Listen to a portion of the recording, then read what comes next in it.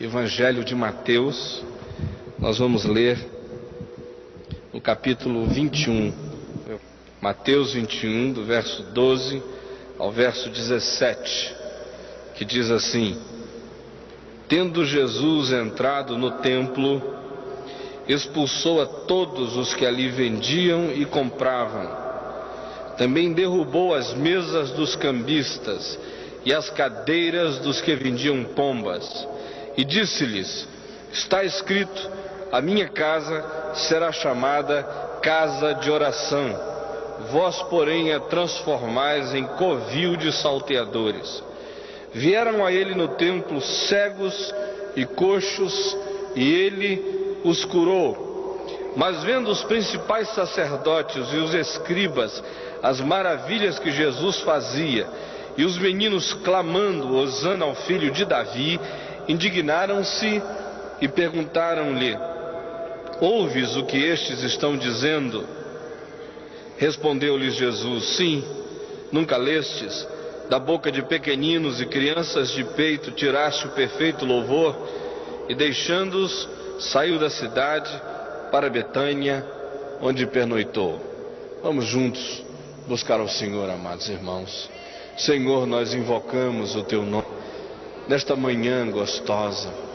Nós pedimos agora que Tu, que iluminaste esta palavra, que inspiraste esta palavra, agora a apliques à mente e ao coração de cada um de nós. Nós vimos aqui para receber Tua palavra e para sermos alimentados por ela e para vivermos melhor por meio dela e para sermos curados por ela. Nós pedimos que seja assim, em Teu nome, Senhor Jesus. Amém e amém. Pode se assentar. Meu querido irmão, minha querida irmã, eu fico olhando para este texto e pensando no que a palavra de Deus nos sugere, nos insinua, à medida em que esta porção do Evangelho é lida e é percebida por nós. Isso porque se diz claramente aqui que Jesus tinha ido visitar o templo. Ou seja, Jesus, que não frequentemente foi a Jerusalém, que gastou a maior parte dos seus dias de ministério público nas regiões do norte de Israel, na Galileia, no meio dos mais desfavorecidos, dos pobres, dos angustiados, dos aflitos, dos oprimidos, dos perdidos, dos sem horizonte, dos sem luz, dos sem rumo, vai agora ao templo em Jerusalém. E ele entra no templo, e a chegada dele no templo denuncia algumas realidades que são profundamente fortes e chocantes.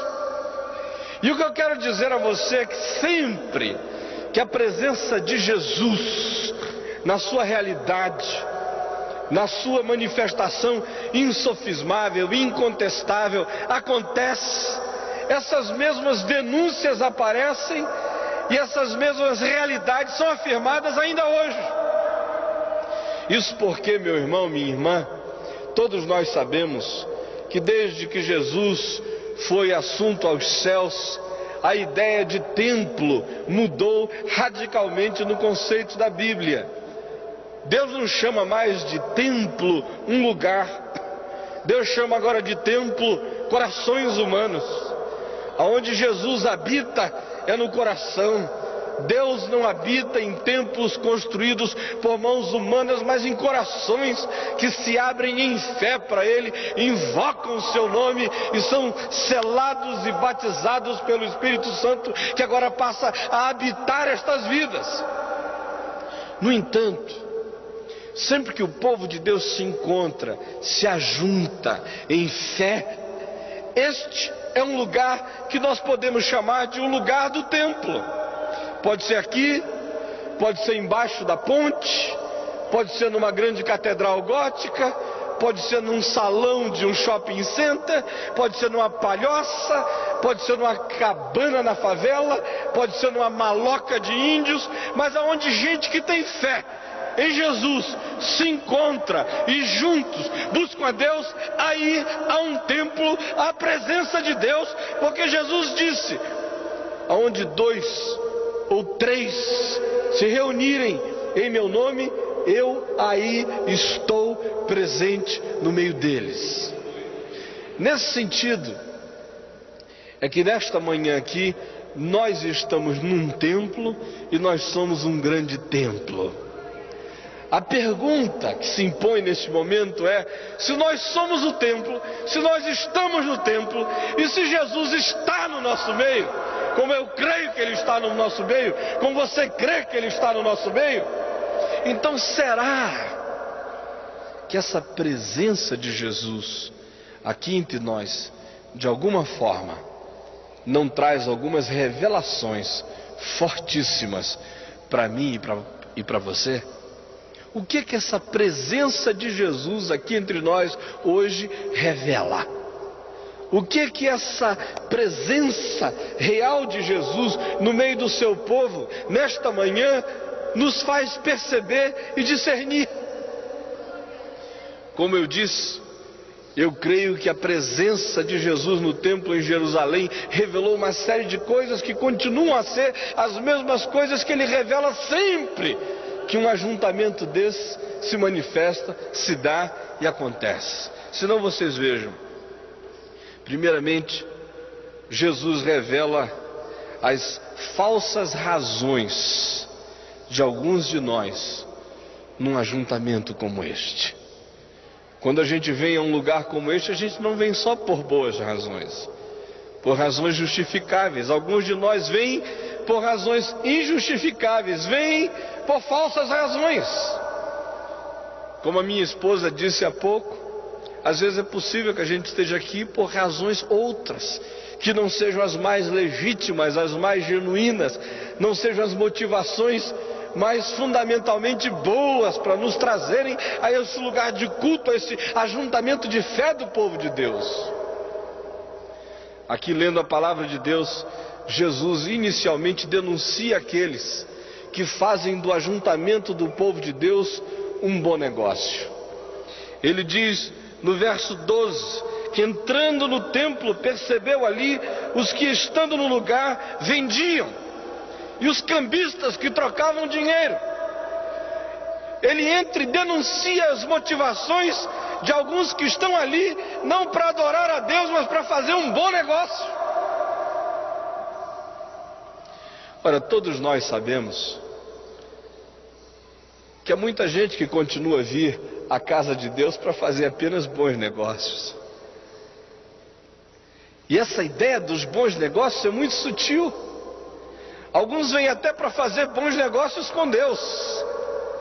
Alguns vêm apenas para dizer: eu acho que se eu for, eu vou receber uma bênção, um aditivo da bênção e da misericórdia de Deus na minha vida, que vai me fazer prosperar. Eles não vêm por Deus mesmo, eles vêm por aquelas coisas que Deus possa dar a eles.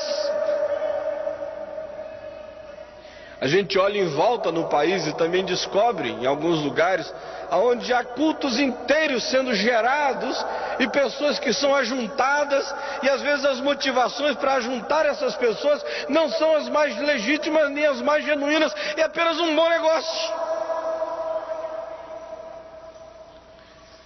Por que você está aqui nesta manhã? Será que as motivações mais genuínas, mais profundas do seu coração são aquelas que trouxeram você aqui, ou há algumas motivações espúrias por trás disso tudo?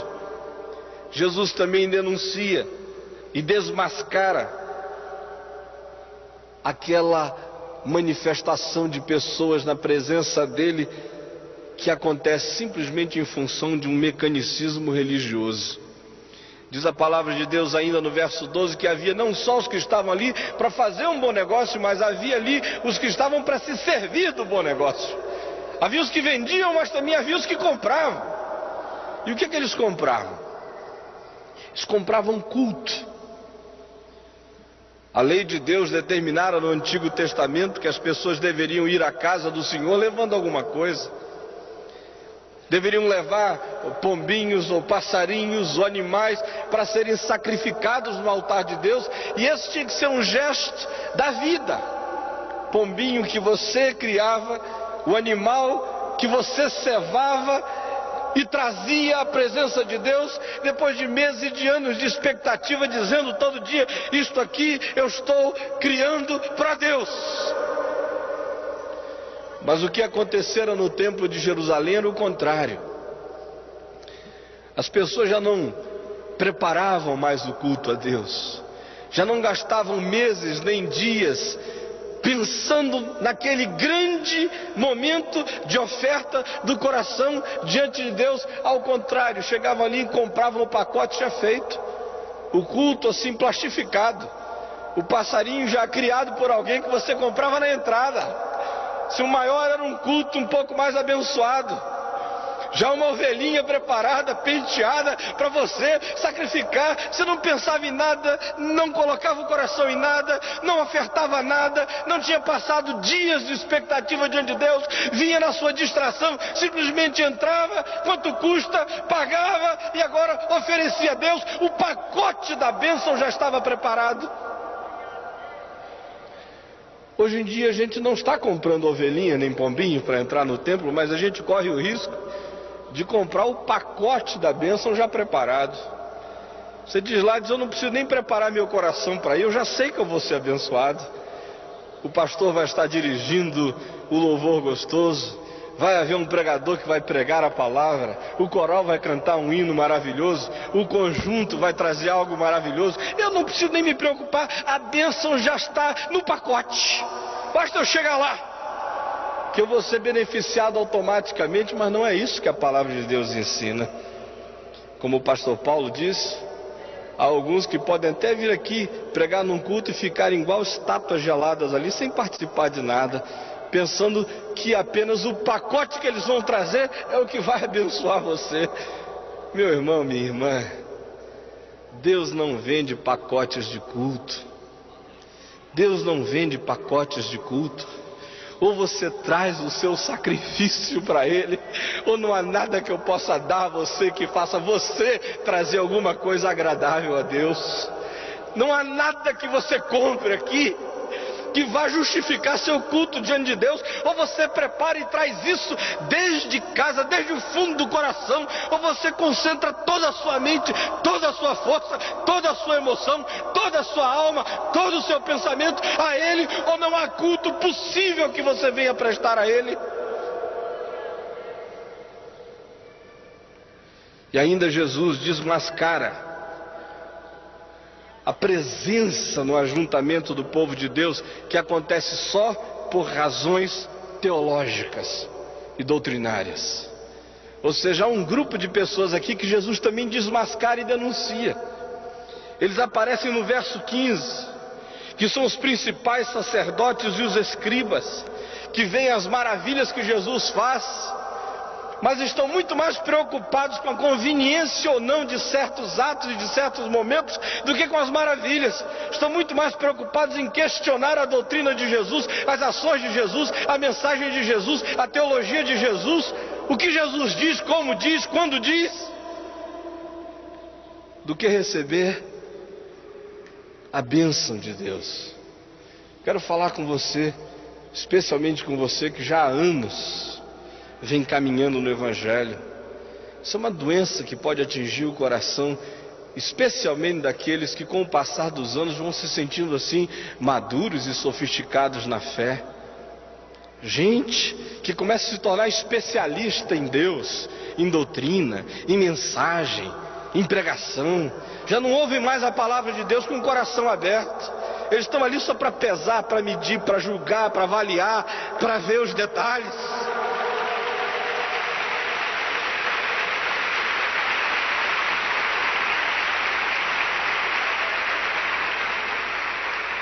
Já não são capazes de ver as maravilhas que Jesus opera e simplesmente recebê-las com a alma desguarnecida e pronta para absorver a graça de Deus. Eles estão ali como técnicos, estão ali pensando e pesando cada movimento, cada gesto, cada detalhe. É por isso que Deus pode agir como agir no meio deles. Eles vão sempre para casa vazios e ocos. Porque a falsa maturidade deles os impede de continuarem a receber os gestos e as ações da liberdade, da espontaneidade de Deus, como sendo coisas que possam fazer bem à vida deles. Meu irmão, minha irmã, mas eu não vim aqui hoje de manhã apenas para dizer quais são as falsas motivações que Jesus denuncia neste texto. Seria negativo demais e desnecessário. Eu vim aqui sobretudo dizer quais são as genuínas motivações que Jesus afirma e que Ele premia num encontro como esse. Se de um lado Ele tira a máscara dos que vêm aqui apenas para fazer um bom negócio com Deus, se de um lado Ele tira o disfarce daqueles que vêm aqui apenas para oferecer um culto mecânico, um pacote teológico que eles acham que já está preparado e que traz bênção inerente em si mesmo.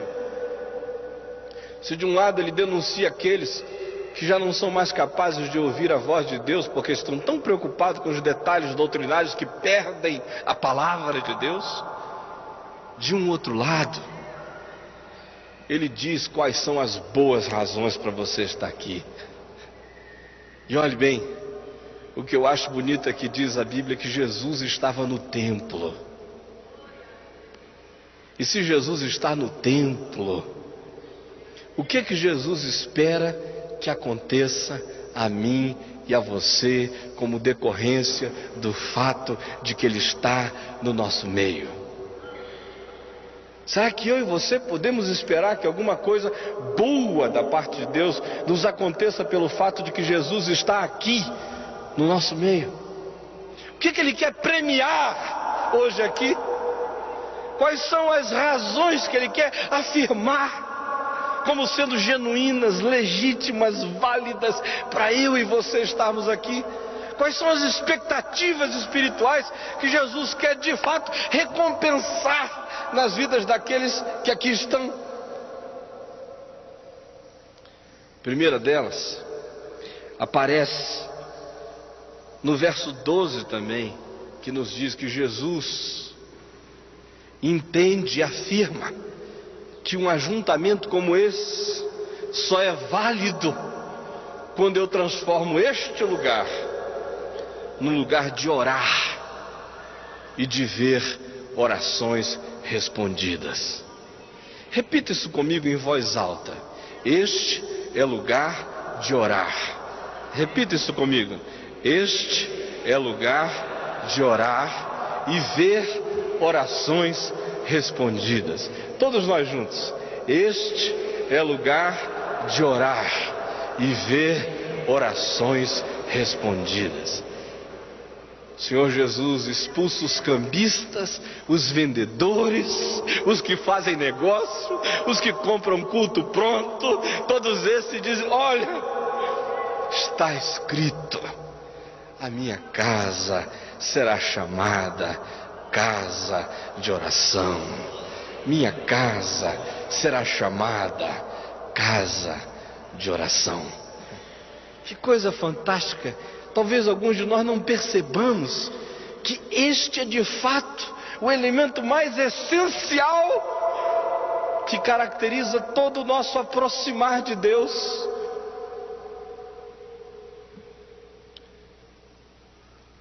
Se Jesus está aqui, se este lugar é lugar do ajuntamento de um povo que é povo de Deus, se esta é casa de Deus, como eu creio que é, então este lugar, meu irmão, este lugar, minha irmã, não é lugar do negócio, não é o lugar da mente distraída, não é o lugar do culto que não brotou do coração, não é o lugar do cristicismo nem das minúcias tolas de um doutrinarismo que não leva a nada.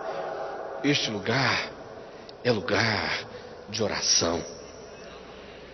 E que coisa fantástica! Você já pensou o que oração é?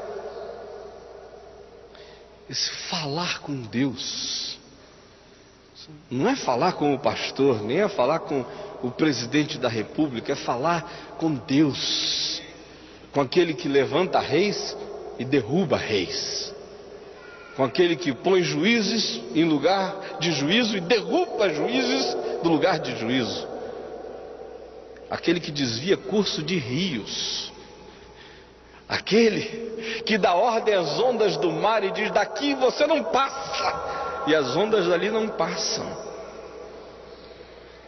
aquele que conhece as regiões abissais da terra, aquele de quem ninguém foge, aquele que encontra você na jangada mais longínqua, no horizonte mais perdido,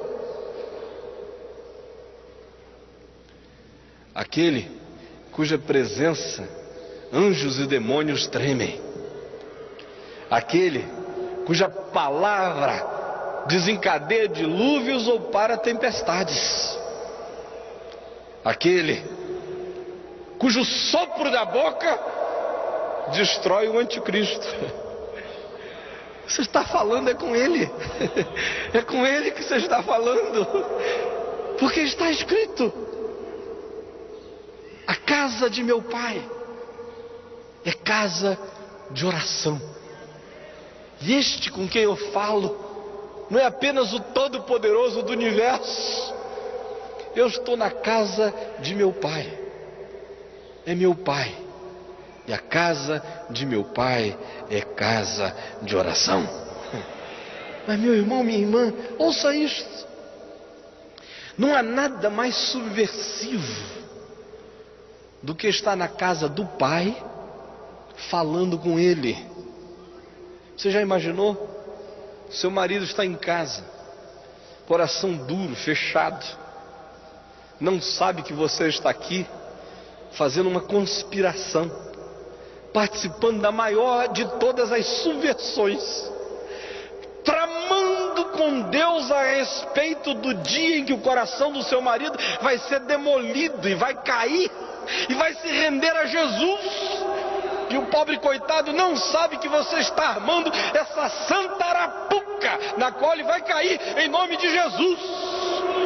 Que coisa fantástica!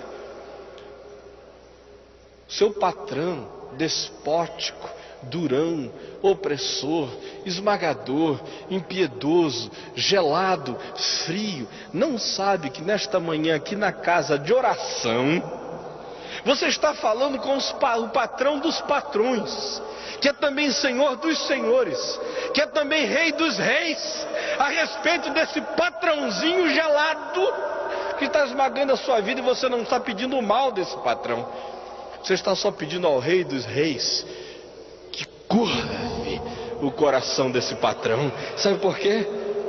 Porque esta casa aqui é casa de oração, é lugar de falar com Deus e ver se falar com Deus se transformar em orações respondidas. Você veio orar hoje aqui? Você tem razões para orar hoje aqui? Você tem causas perdidas para jogar diante de Deus hoje aqui? Você tem ansiedades acumuladas para despejar na presença de Deus hoje aqui? Você tem sonhos frustrados para depositar na presença de Deus hoje aqui? Você tem gratidão acumulada para vazar diante dele hoje aqui? Casa de meu pai será chamada casa de oração.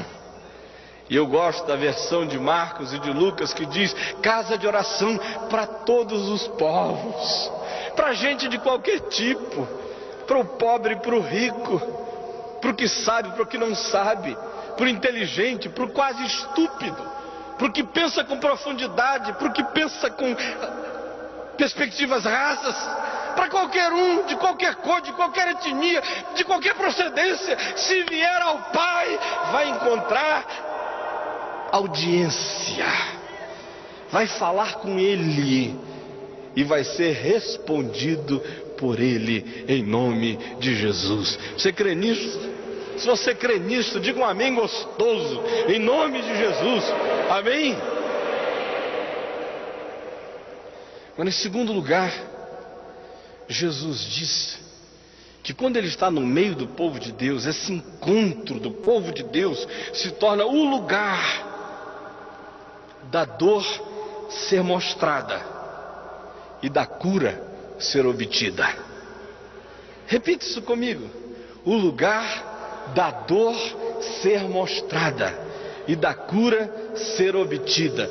Em voz bem alta, todos nós. É o lugar da dor ser mostrada e da cura ser obtida. É o lugar onde você chega e diz: Jesus, está doendo, está doendo. Dói meu coração, ou dói minha alma, dói minhas emoções, dói minha consciência, dói no meu caráter, porque eu fraquejei mais uma vez, dói no meu comportamento, porque eu fiz o que eu não queria fazer, dói no meu bolso, porque eu perdi o que eu não tinha, dói.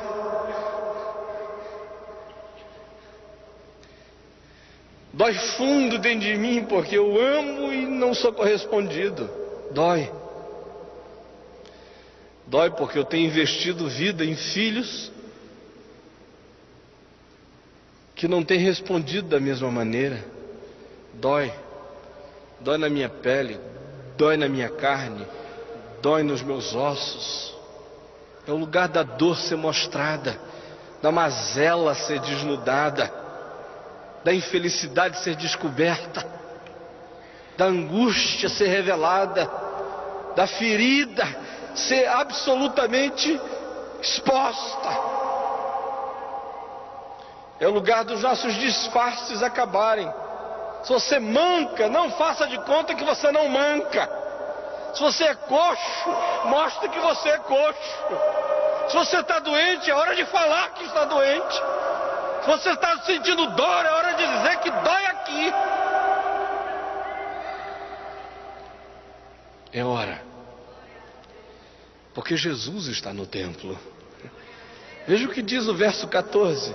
Vieram a ele no templo cegos e coxos, e ele os curou. Que coisa boa! O templo é lugar de cura. Agora, é lugar de cura para quem diz: eu sou coxo. É lugar de cura para quem diz: eu sou cego. É lugar de cura para quem confessa seu mal, sua chaga, sua agonia. É lugar de cura para quem doente vem a Ele. Não é o pastor, não é ao templo. A Bíblia não diz: vieram ao templo cegos e coxos e saíram curados. A Bíblia diz: vieram a Ele. Tem muita gente que vem ao templo e sai doente. Vem à igreja, vai embora doente. Vem ao pastor, vai embora doente. Agora, se vier a Ele, se vier a Jesus, vai embora sarado, curado, em nome de Jesus.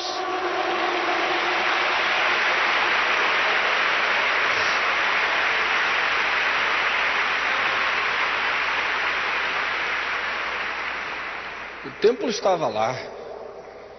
Quantas vezes aqueles cegos e coxos tinham ido ao templo e ido embora para casa, coxeando ou tateando? Faz a diferença, meu irmão, minha irmã, não é o templo.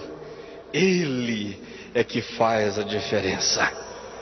Se você vier a Ele no templo, eu digo em nome de Jesus, alguma coisa boa vai acontecer para você. Em nome de Jesus, amém? Ele não manda ninguém de mãos vazias embora. Ninguém se aproxima dele com o coração em fé, carente, necessitado, e vai embora do mesmo jeito.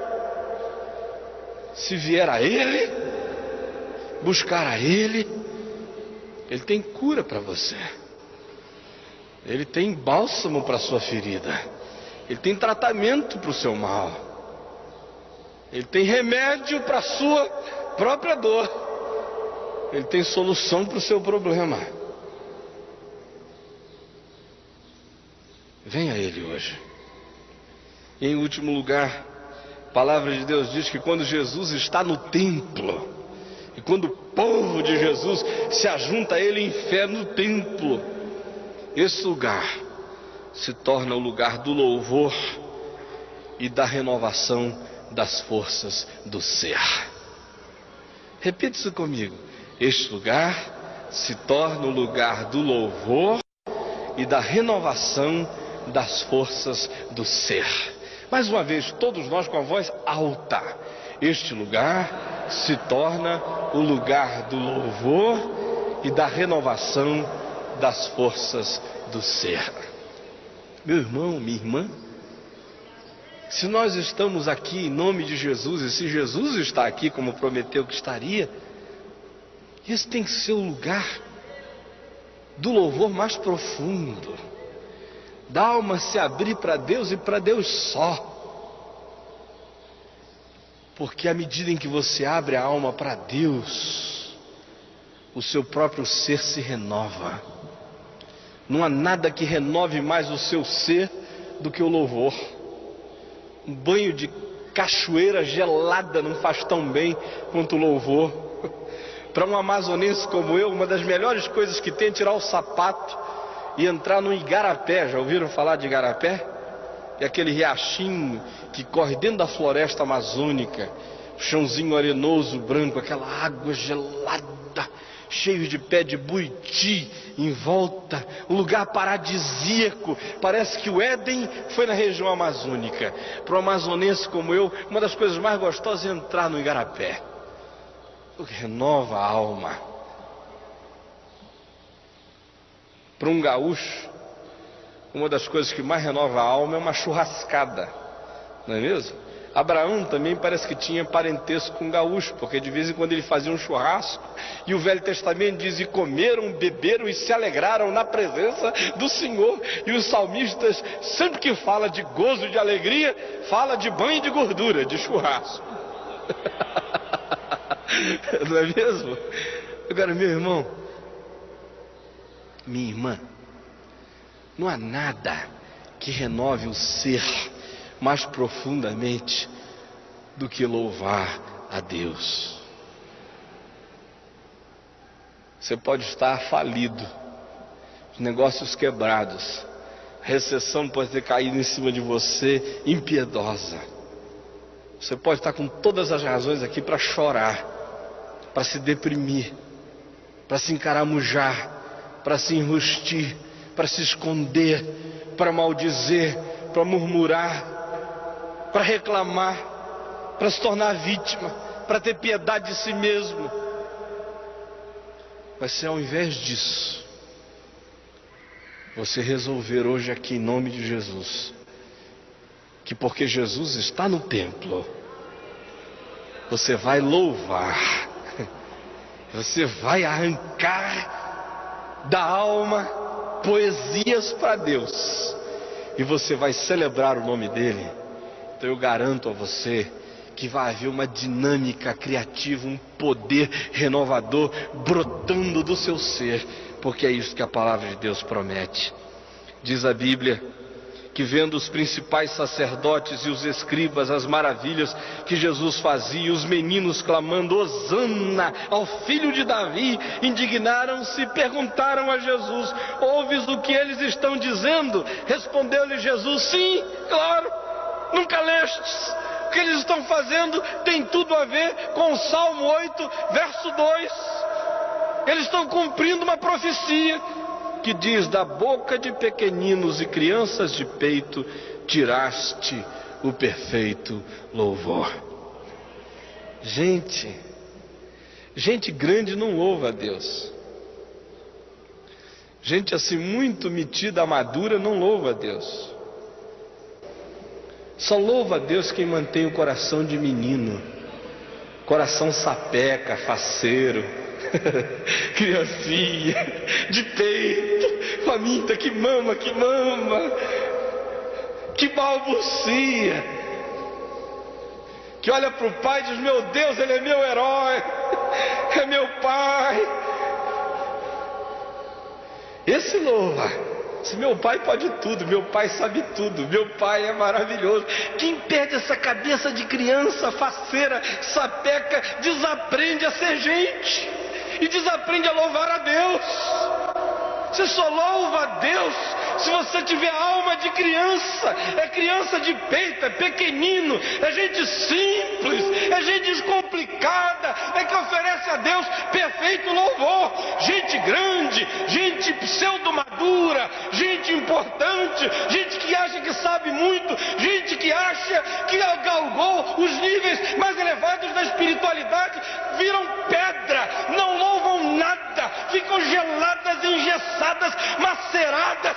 Gente de alma simples, gente com coração de criança, é gente que salta para Deus, que louva a Deus, que celebra a Deus, que traz do coração os elogios supremos ao Senhor.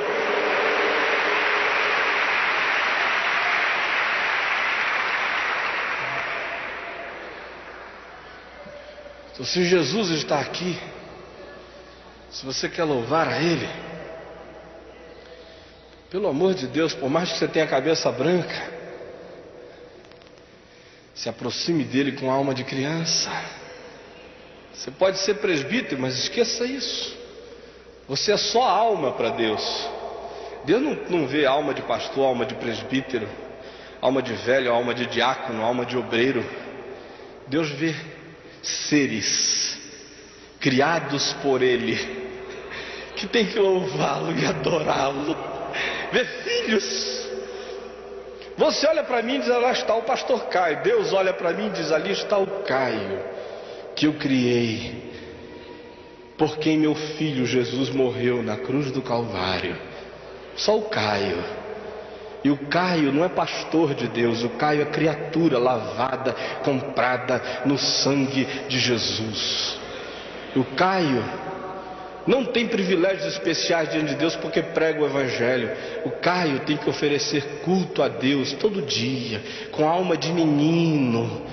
Senão ele não louva a Deus, vira seco e pedrado, vira máquina de pregar, sem unção diante de Deus.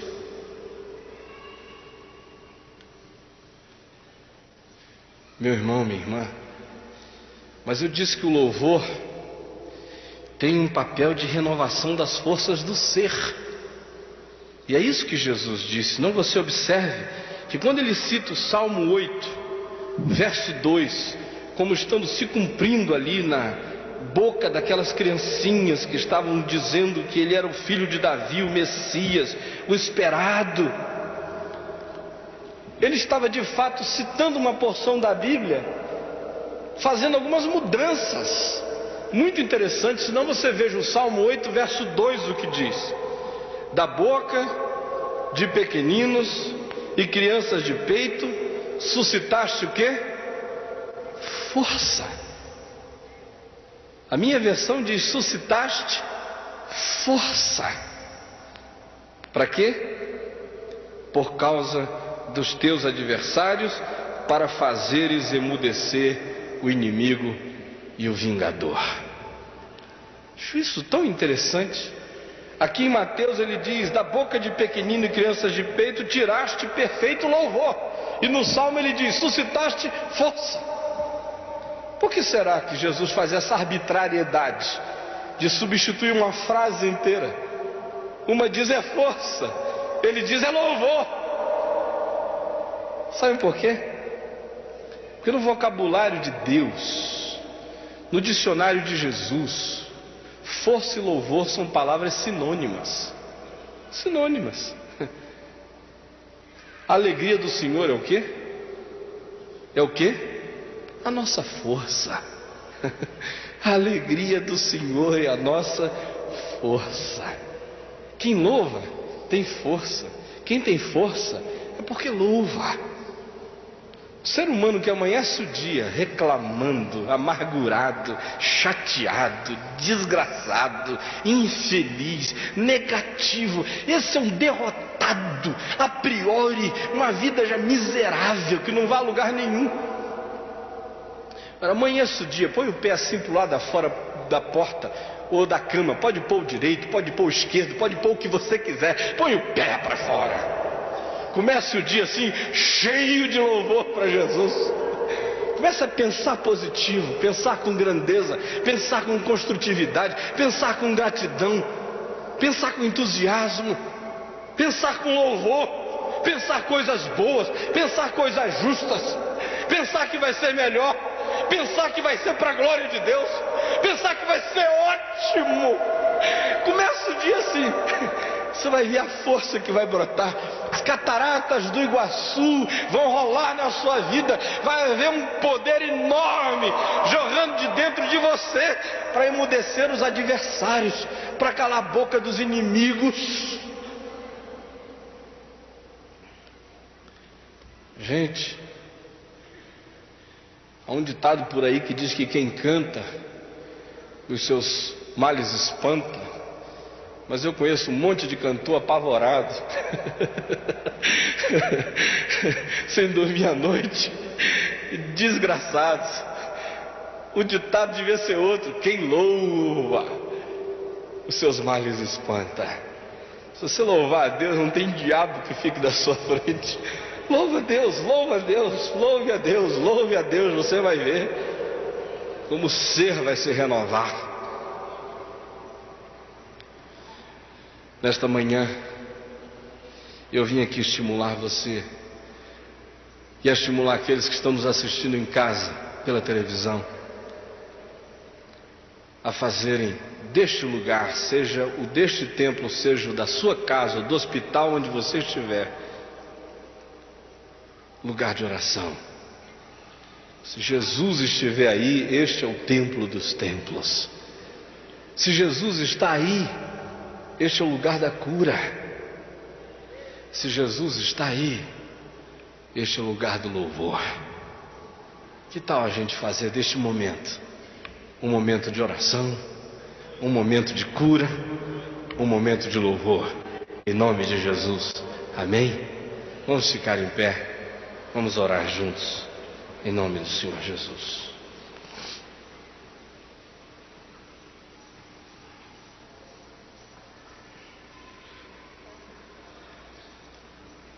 Eu não vou convidar você para vir aqui à frente, eu gostaria apenas que aí no seu lugar, você curvasse a sua cabeça, você fechasse os seus olhos.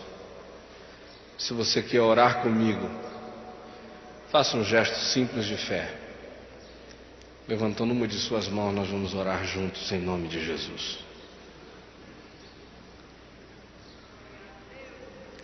Senhor Jesus, Tu estás aqui entre nós.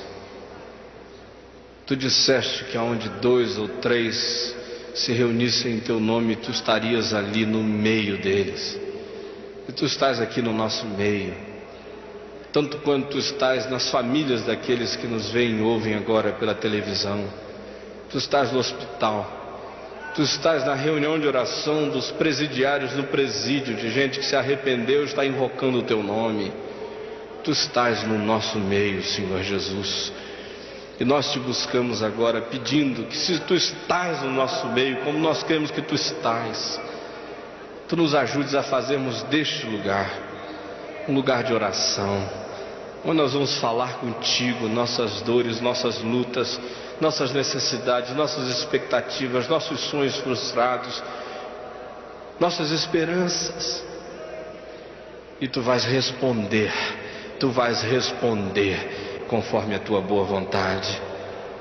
Nós também vamos trazer a Ti nossas dores, nossas chagas, nossas feridas, nossas mazelas. Nós vamos dizer aonde dói, e Tu vais estender as mãos, Jesus, e Tu vais nos curar agora. Pedimos que Tu estejas curando a muitas pessoas aqui, curando a mente, curando as emoções, curando a alma magoada, curando o caráter torto, distorcido, curando o comportamento enfermo, curando a pele, curando a carne, curando os ossos, curando o sangue.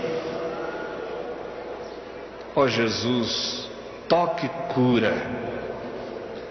Pedimos também que Tu tornes este lugar um lugar de louvor, um lugar onde a alma vire poeta, onde a alma Te exalte, onde o coração se descomplique, aonde a vida se torne simples, aonde o nosso ser se renove, aonde a nossa existência melhore, e aonde a gente aprenda a viver de maneira vitoriosa, com a boca cheia de louvor ao Teu nome. nós pedimos que seja assim, Jesus. Teu nome, para a tua glória. Amém e amém.